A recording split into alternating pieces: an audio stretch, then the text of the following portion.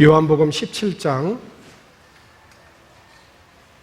1절부터 8절 말씀까지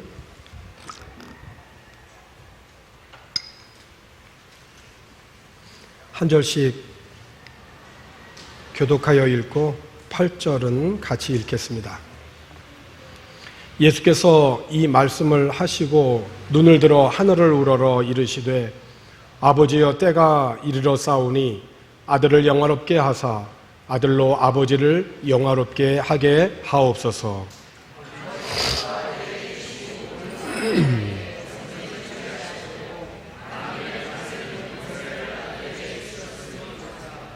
영생은 곧 유일하신 참 하나님과 그가 보내신 자 예수 그리스도를 아는 것이니이다.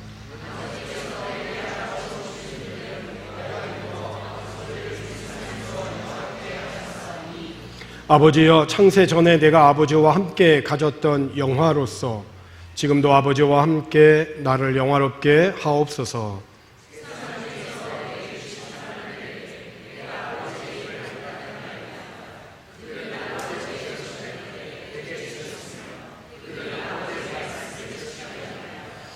지금 그들은 아버지께서 내게 주신 것이 다 아버지께로부터 온 것인 줄 알았나이다. 나는 아버지께서 내게 주신 말씀들을 그들에게 주었사오며 그들은 이것을 받고 내가 아버지께로부터 나온 줄을 참으로 아오며 아버지께서 나를 보내신 줄도 믿었사옵나이다. 아멘. 2019년도 한 해를 시작하면서 여러분들은 새로운 한 해를 열었던 기도의 제목들이 무엇이었습니까? 지난해 한 신문사에서 아래와 같이 기도로 새해를 열었던 사람들을 소개하였습니다. 기도의 제목은 이렇습니다. 3년 기다려서 학비가 절반인 학교를 발견해 이번에 드디어 가려고 합니다. 그런데 위에 암이 발견되었습니다. 감사하게도 아직 초기입니다. 새해가 밝은 1월 8일 병원 예약했습니다. 수술하지 않고 낫게 해주세요. 유해옥 씨의 기도입니다. 어떤 분은 이렇게 했습니다. 재난의 현장 가운데 다치지 않고 위험에 빠진 사람을 영적, 육적으로 살리는 소방관 리더의 삶을 살게 해주세요. 박원열 씨의 기도입니다. 또 이런 분이 계십니다. 우리 용사들이 이곳에서 하나님을 경험하는 순간이 많아졌으면 좋겠고 군선교 사역 현장이 성령의 불로 뜨거워지기를 소망한다.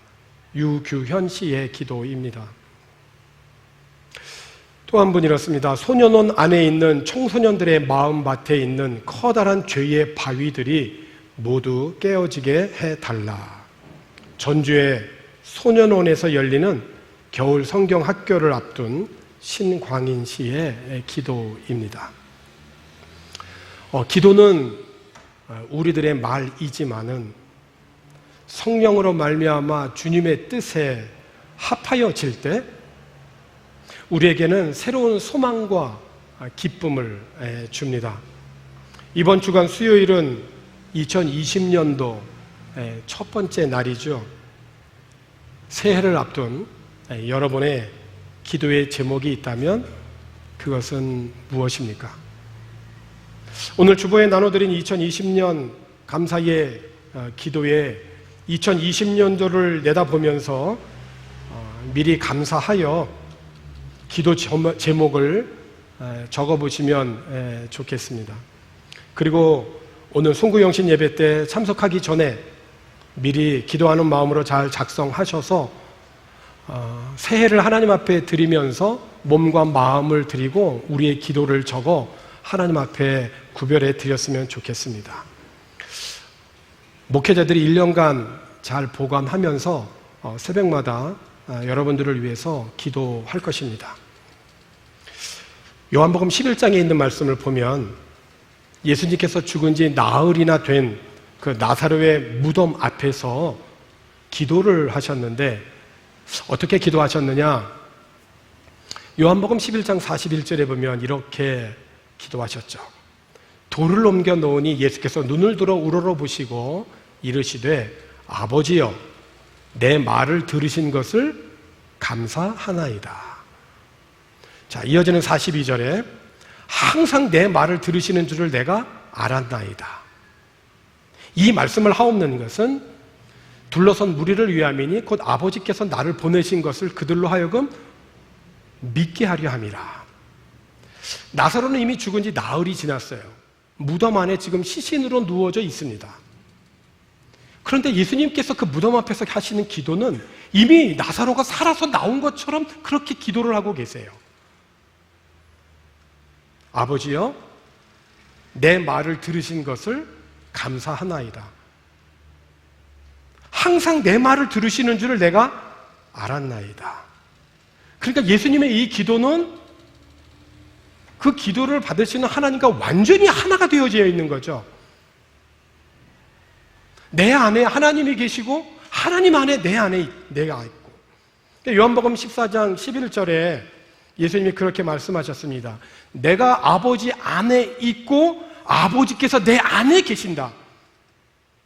그리고 제자들에게도 말씀하셨습니다. 요한복음 15장 7절에 너희가 내 안에 거하고 내 말이 너희 안에 거하면 너희가 무엇이든지 원하는 대로 구해라. 그리하면 이루어 주리라.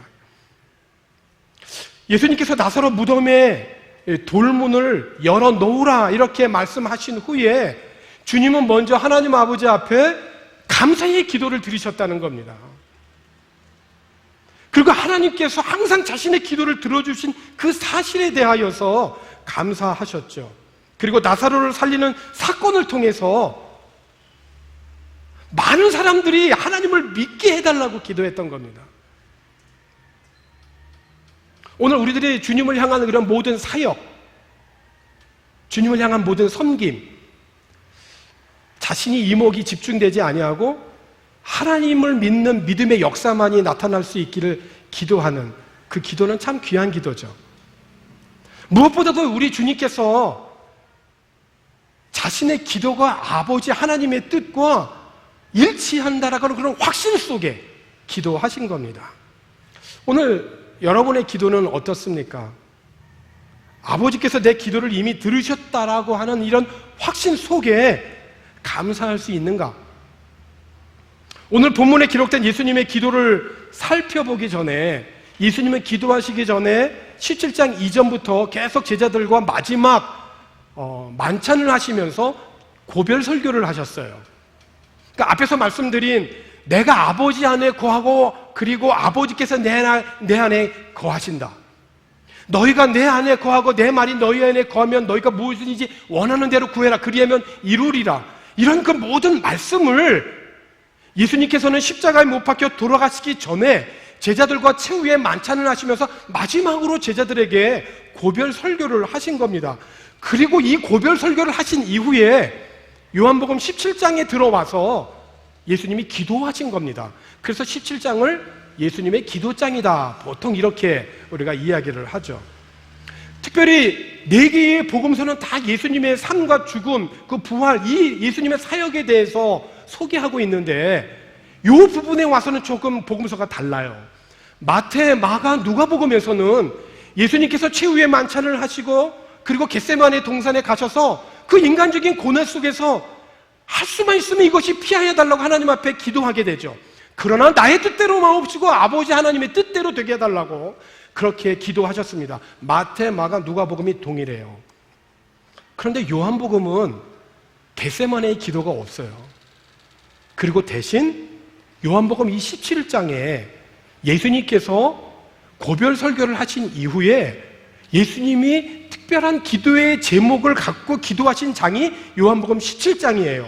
다시 말하면 다른 3개의 이 복음서 마태, 마가, 누가복음에 인간적인 어떤 고뇌의 참 그런 그 기도가 요한복음에는 없고 하나님과 인간 사이의 중보자 대신 그 그리스도의 그 귀한 사역, 그 사역에 대한 부각을 시킨 그 기도가 17장을 통하여서 더 나타나고 있다라고 하는 그런 말씀입니다.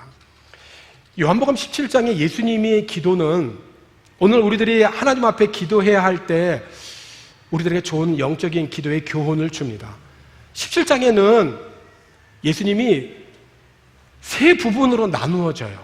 첫 번째는 예수님 자신의 사역과 하나님을 위한 기도, 두 번째는 제자들을 위한 기도, 그리고 세 번째는 제자들을 통하여서 복음이 전파된 이후에 예수님을 믿게 되어지는 오고 오는 모든 세대들의 세상 모든 그리스도인들, 성도들, 구체적으로 저와 여러분들을 향한 기도가 오늘 이 요한복음 17장의 예수님의 기도에 들어있다는 것이죠.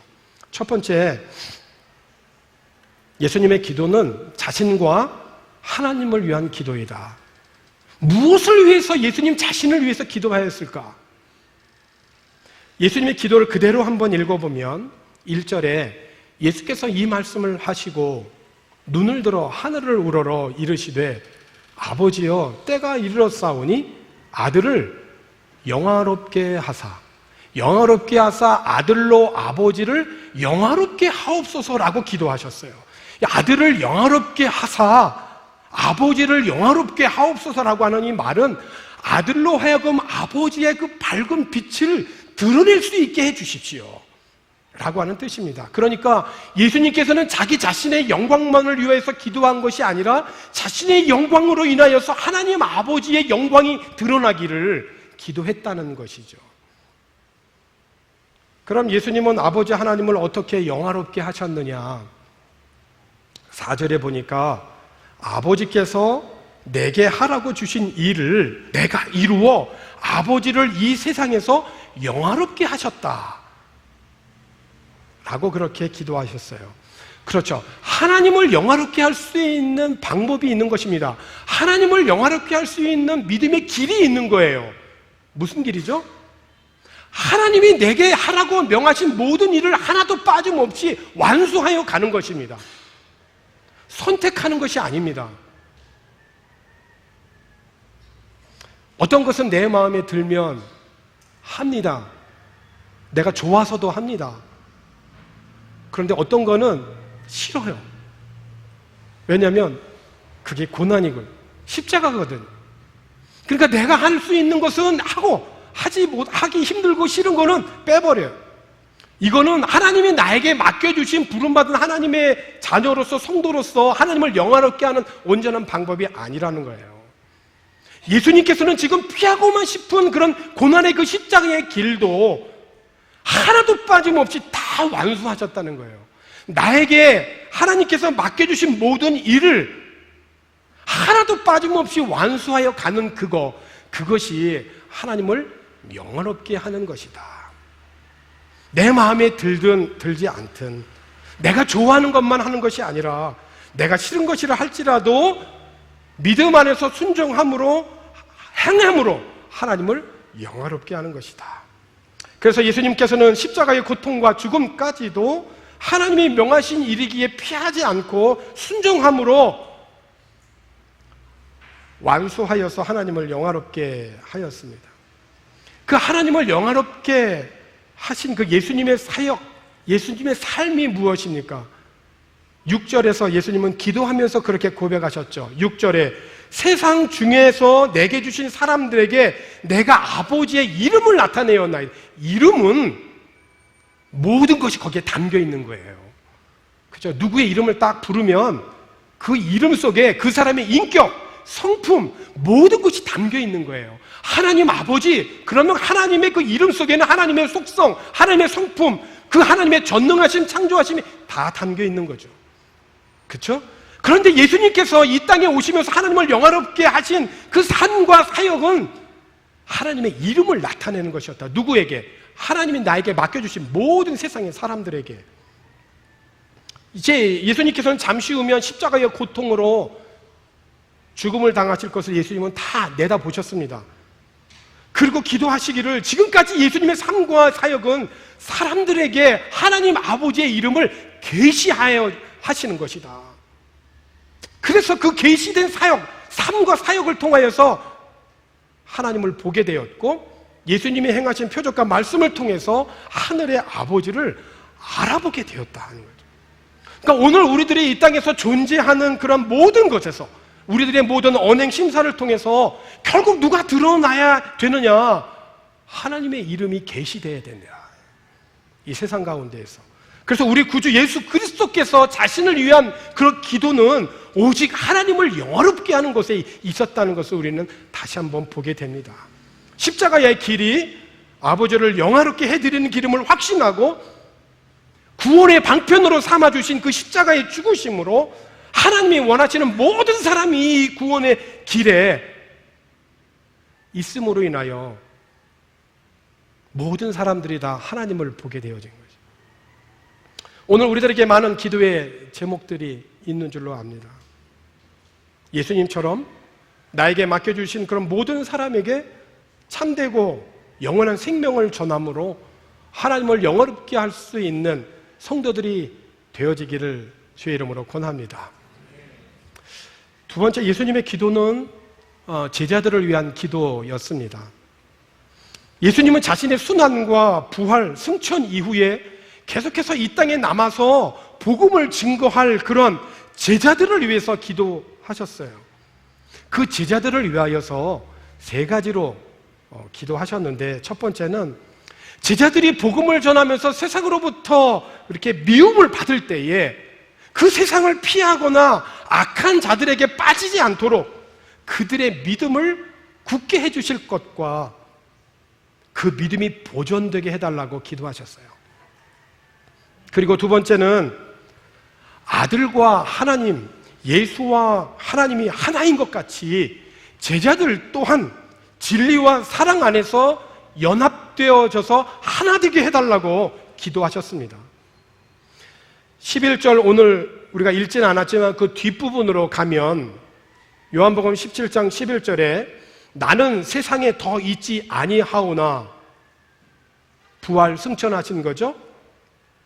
그들은 세상에 있사옵고, 제자들이죠. 제자들은 세상에 있사옵고 나는 아버지께로 가옵나니 거룩하신 아버지여 내게 주신 아버지의 이름으로 그들을 보존하사. 그들이 보존되어지는 것은 어떻게 보존되어지느냐? 하나님 아버지의 이름으로 보존되어진다. 그래서 그 보존되어진 그들이 우리와 같이 그들도 하나가 되게 해 주옵소서.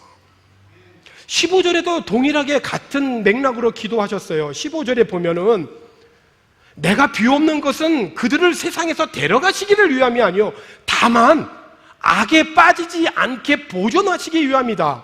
그러니까 11절과 15절에 예수님께서 제자들을 위한 기도에서 저들을 좀 보존해 주십시오 라고 하는 기도를 두 번 거듭 반복 사용하셨어요. 여기서 보존하다 라고 하는 말은 굳게 붙들다, 보살피다, 그런 뜻을 갖고 있어요.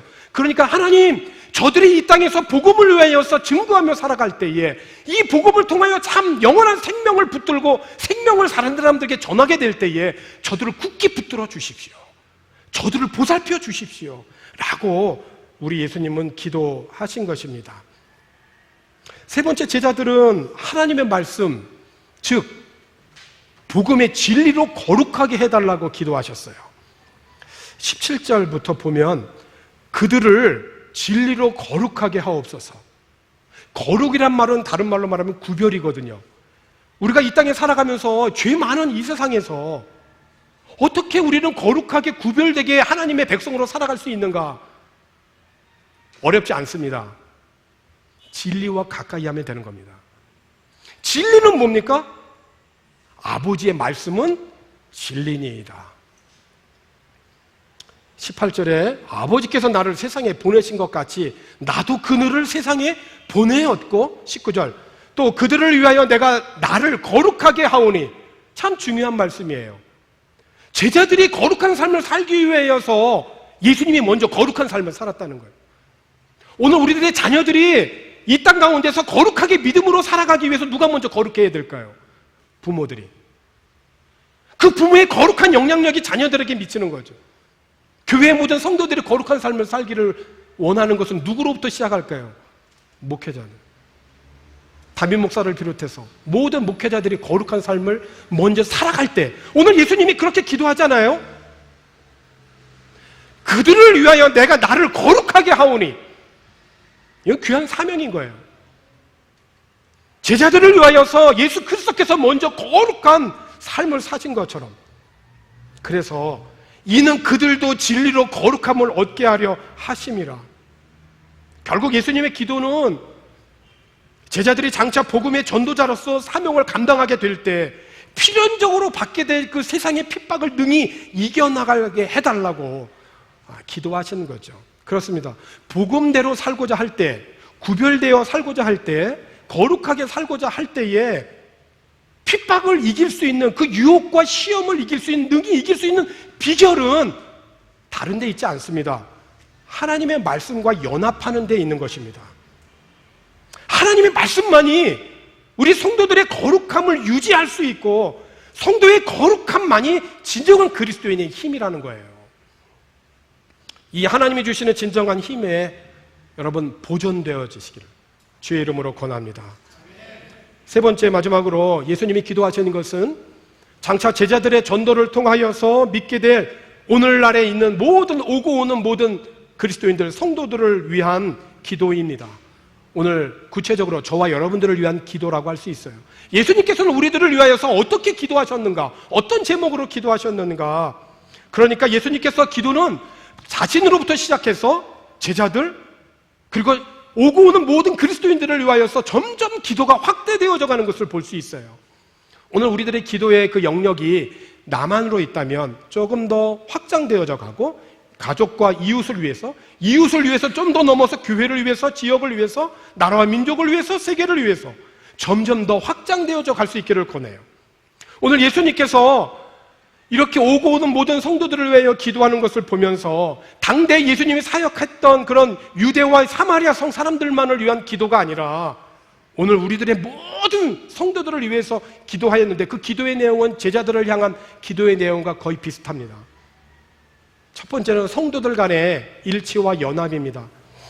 20절과 21절에 보면 내가 비옵는 것은 이 사람들만 위함이 아니요, 이 사람들은 제자들이죠. 제자들만 위함이 아니요, 또 그들의 말로 말미암아, 그들의 전도로 말미암아 나를 믿는 사람들도 위함이니, 나를 믿는 그 사람들이 오늘 저와 여러분들인 거죠.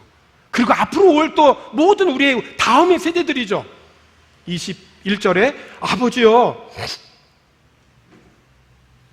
아버지께서 내 안에, 내가 아버지 안에 있는 것 같이 그들도 다 하나가 되어 우리 안에 있게 하사 세상으로 아버지께서 나를 보내신 것을 믿게 하옵소서. 그렇죠. 예수 그리스도와 하나님이 하나인 것처럼 오늘 그리스도인들이 예수 안에서 하나 되어지기를, 일치되어지기를, 연합을 위해서 우리 주님은 기도하셨다는 거예요. 두 번째, 성도들이 장차 하나님의 영광에 참여할 것을 기도하셨어요. 24절에 보니까 아버지여 내게 주신 자도 나 있는 곳에 나와 함께 있어. 그러니까 하나님 아버지와 함께 있다라고 하는 것은 그 영광의 그 잔치에 함께 있다라고 하는 거죠.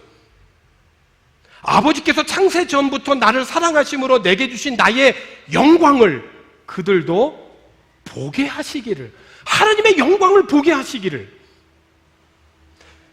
우리 주님은 기도하셨습니다.